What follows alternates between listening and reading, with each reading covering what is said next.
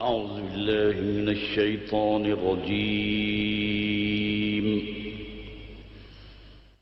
بسم الله الرحمن الرحيم.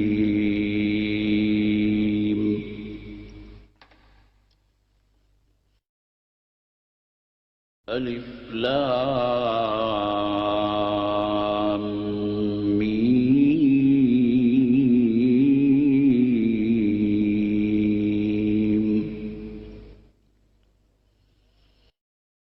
الله لا إله إلا هو الحي القيوم.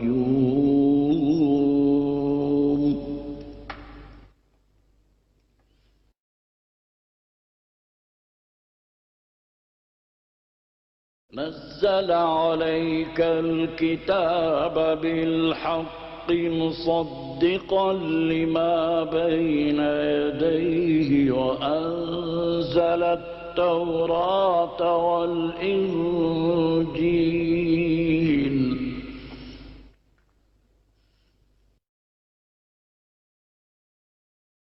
من قبل هدى للناس وأنزل الفرقان.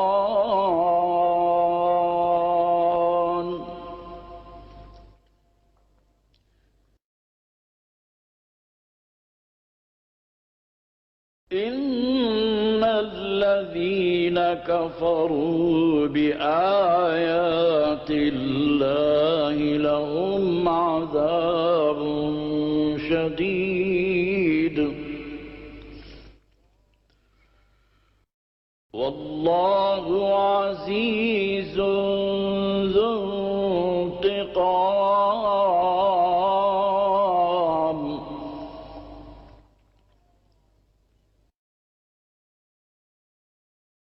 إن الله لا يخفى عليه شيء في الأرض ولا في السماء.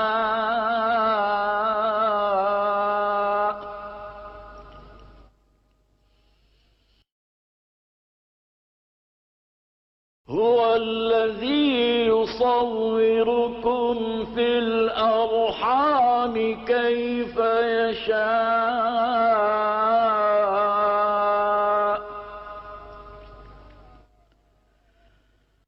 لا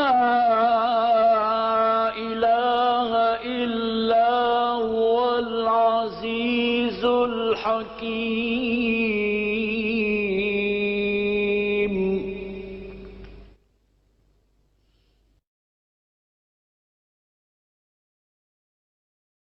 هو الذي أنزل عليك الكتاب منه آيات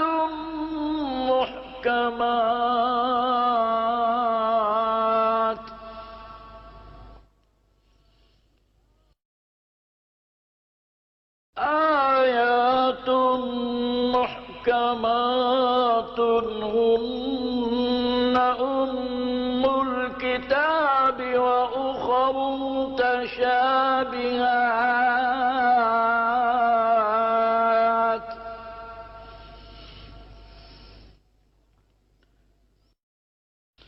فأما الذين في قلوبهم زيغ فيتبعون ما تشابه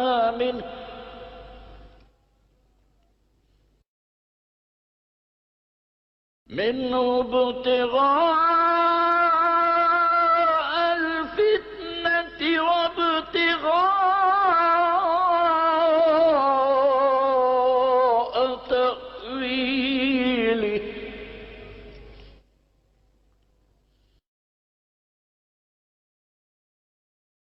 وما يعلم تأويله إلا الله.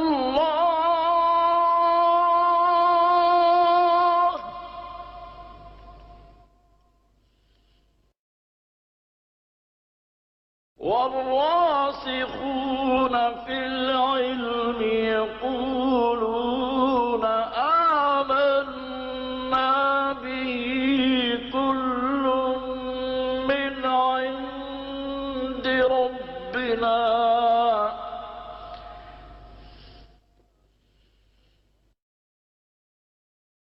وما يذكر إلا أولو الألباب.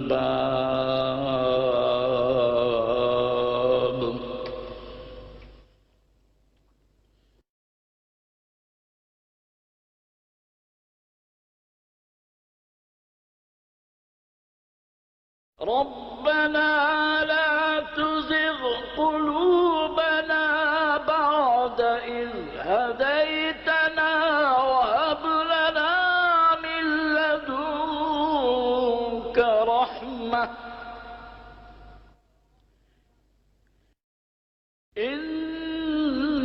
إنك أنت الوهاب.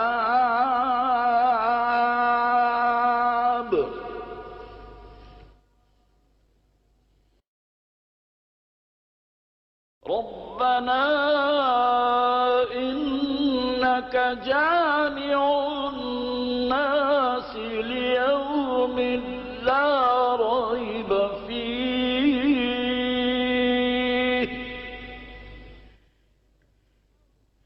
إن الله لا يخلف الميعاد.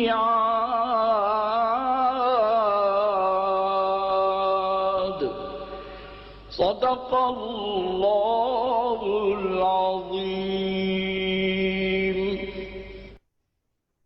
سورہ آل عمران کی ابتدائی 9 آیات کی تلاوت کے بعد اب ترجمہ اور تفسیر پیش خدمت ہے۔ بسم اللہ الرحمن الرحیم۔ الف لام میم۔ اللہ عالم بمرادہ۔ جاہلوں کا امتحان علمی سوال سے ہوتا ہے اور عالموں کا امتحان اس بات سے ہوتا ہے کہ کیا وہ ہر جگہ اپنے دل کے لگتے لگاتے ہیں یا کوئی بات خدا پر بھی چھوڑتے ہیں اور اپنی لا علمی کا اعتراف کرتے ہیں۔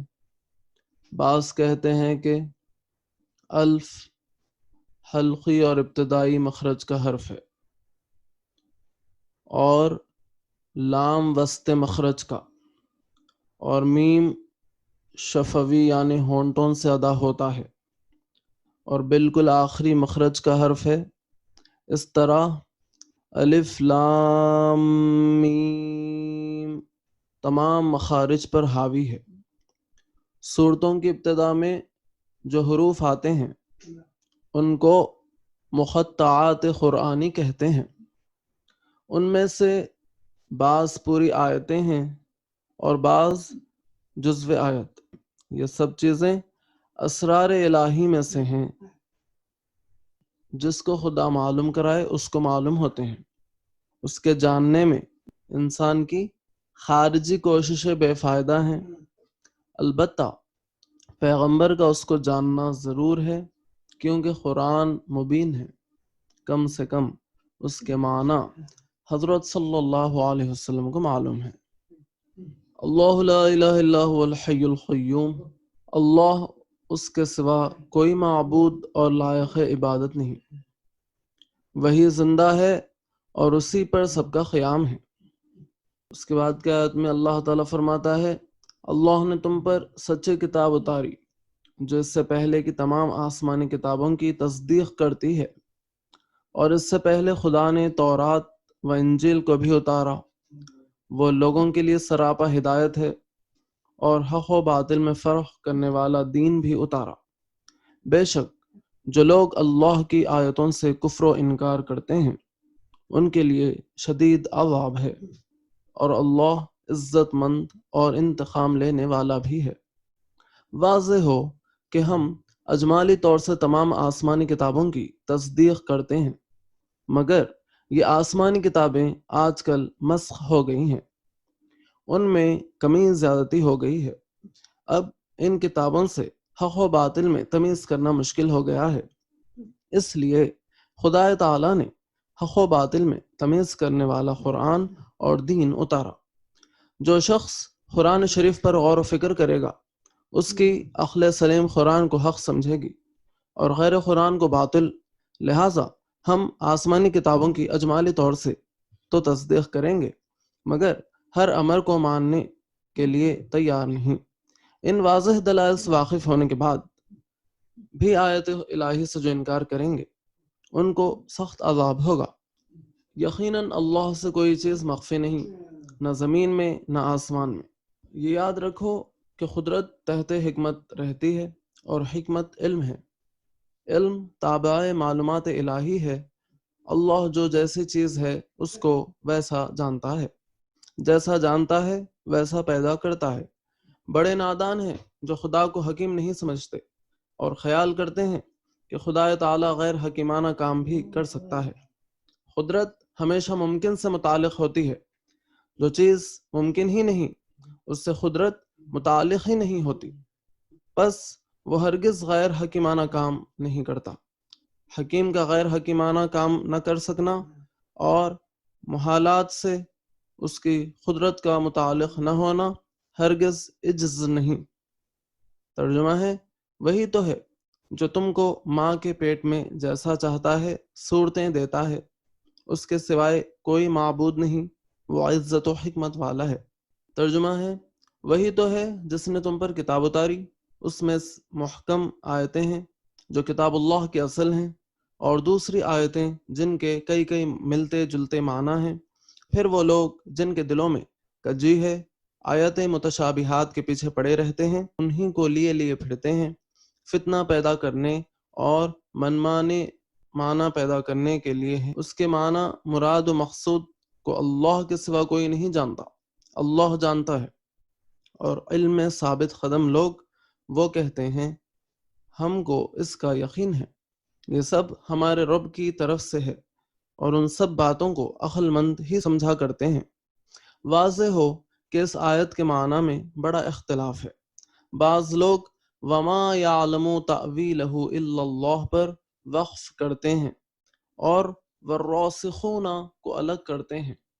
اس وقت معنی یہ ہوں گے کہ یہ آیات متشابہات کے معنی مراد اور مقصود کو صرف اللہ جانتا ہے، اور راسخین علم کو بھی اس کا علم نہیں، اور دوسرے حضرات الا اللہ پر وقف نہیں کرتے بلکہ والراسخون فی العلم پر وقف کرتے ہیں۔ اس وقت معنی یہ ہوں گے کہ آیات متشابہات کے معنی مراد و مقصود کو اللہ اور راسخین علم جانتے ہیں، اور راسخین کہتے ہیں کہ ہم کو اس کا یقین ہے اور سب اللہ کے پاس سے ہے۔ واضح ہو کہ قرآن شریف میں بعض آیات ایسی ہیں جو انسانی صفات پر دلالت کرتی ہیں اور قرآن شریف میں خدا تعالیٰ کے لیے استعمال کی گئی ہیں۔ ید اللہ فوق ایدیہم ثم استوى علی العرش الرحمن علی العرش استوى اللہ یستہزئ بہم وغضب اللہ علیہم ومکروا ومکر اللہ۔ بعض علماء تو اتنا کہہ کر خاموش ہو جاتے ہیں کہ ان آیتوں کا مقصد و مراد صرف اللہ جانتا ہے، ہمارا کام صرف آمنا بمرادہ اللہ کہنا ہے، یعنی ہم اللہ کے معنی و مقصود پر ایمان رکھتے ہیں۔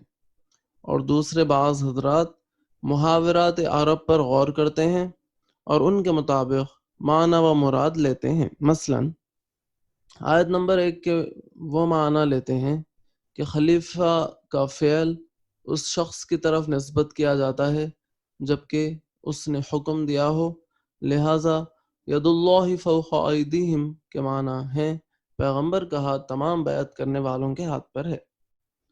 دوسری آیت سے ان کی مراد یہ ہے کہ خدا کی حکومت قائم ہو گئی۔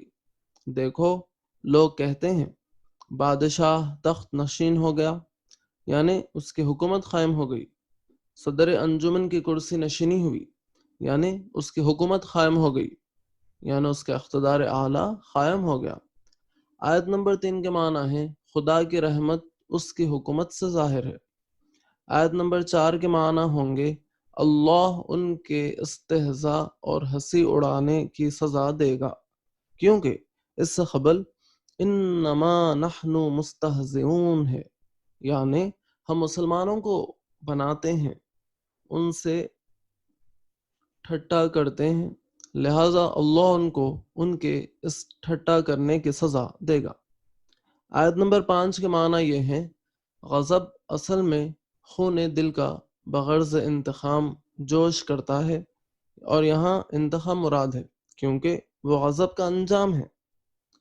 آیت نمبر 6 کے معنی اس طرح ہوں گے، ان منافقین نے مکر کیا اور اللہ نے ان کے اس مکر کی سزا دی۔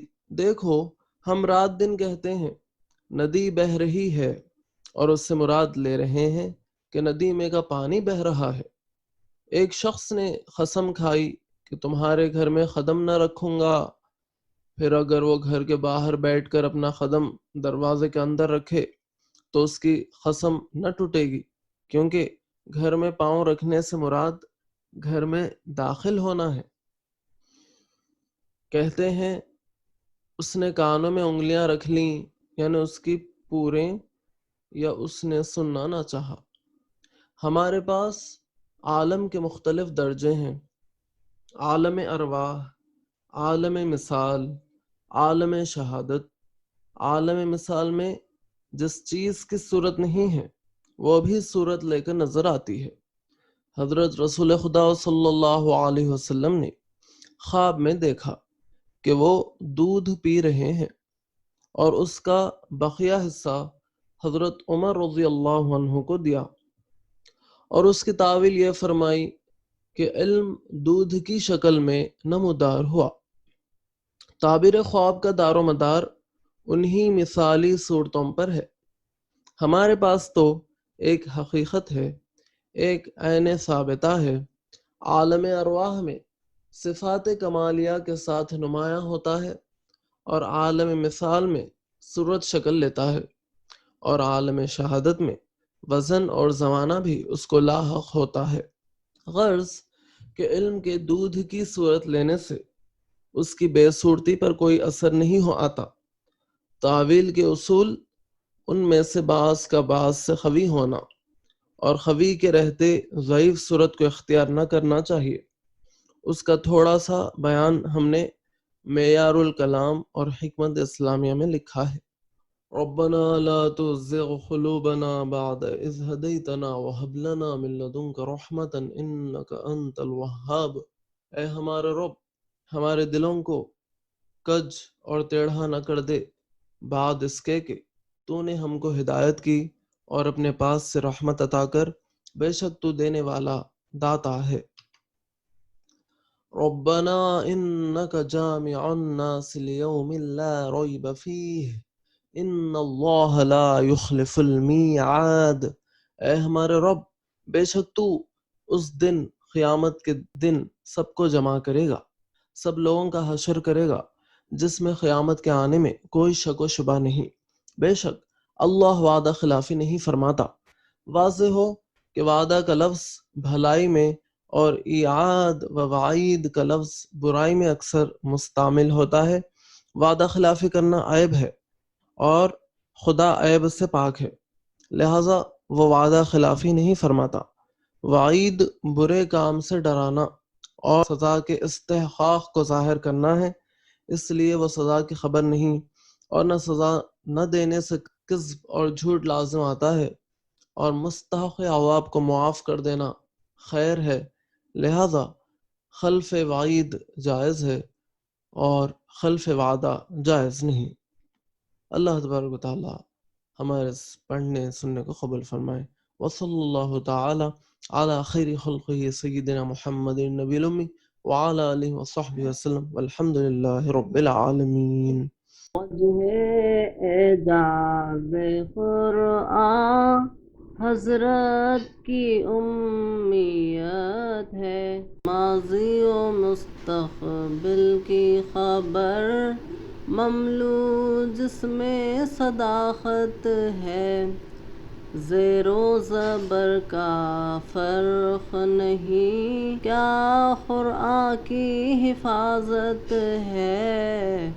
وجہ اعجاز قرآن حضرت کی امیت ہے، سارے منتر ہو گئے ہیں کیسی اثر میں قوت ہے، کمی زیادت اور تغیر ناممکن وہ بلاغت ہے، وجہ اعجاز قرآن حضرت کی امیت ہے، نغمہ اور الفاظ سلیس نیز کمال فصاحت ہے، پست و بلند نہیں اس میں، ایک ہی اس کی حالت ہے، جس نے دیکھا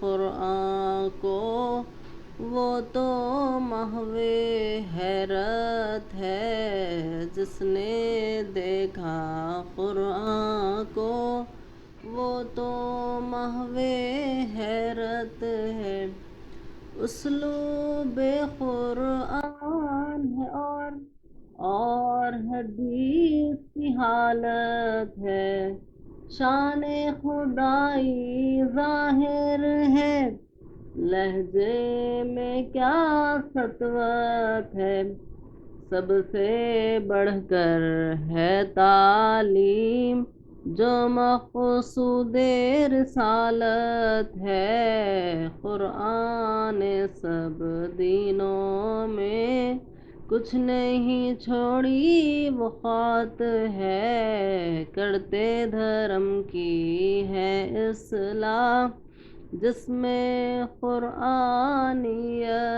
ہے، سارے جہاں کو کر دیا زیر، کیا قوت کیا عظمت ہے، فرض ہے اے حسرت تسلیم، اس میں راہ سلامت ہے، وجہ اعجاز قرآن حضرت کی امیت ہے، وجہ اعجاز قرآن حضرت کی امیت ہے۔